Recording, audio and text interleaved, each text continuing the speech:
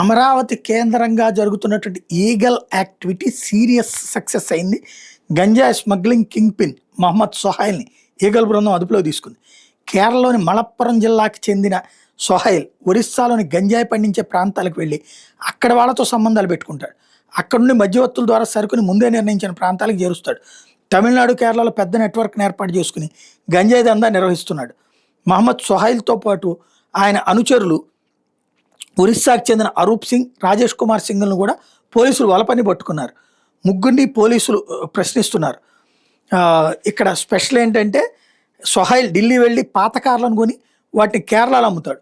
ఒరిస్సా గజపతి జిల్లాకి అరూప్ సింగ్ కేరళలోని పనస తోటలో పనిచేస్తుంటాడు.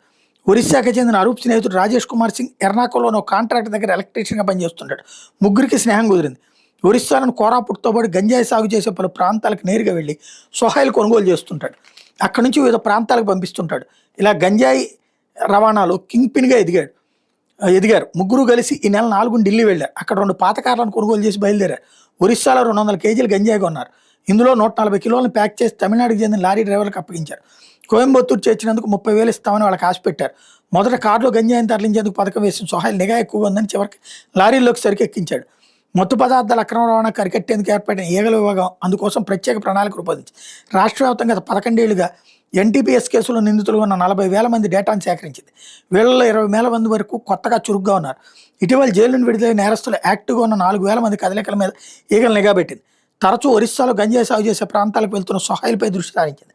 పక్కా సమాచారంతో శ్రీకాకుళం నుండి ఎన్టీఆర్ జిల్లా వరకు వివిధ జిల్లాల ఈగల అధికారులు, సిబ్బంది నెట్వర్క్గా ఏర్పడి సొహైల్ కదలికలను ట్రాక్ చేసి అదుపులో తీసుకున్నారు.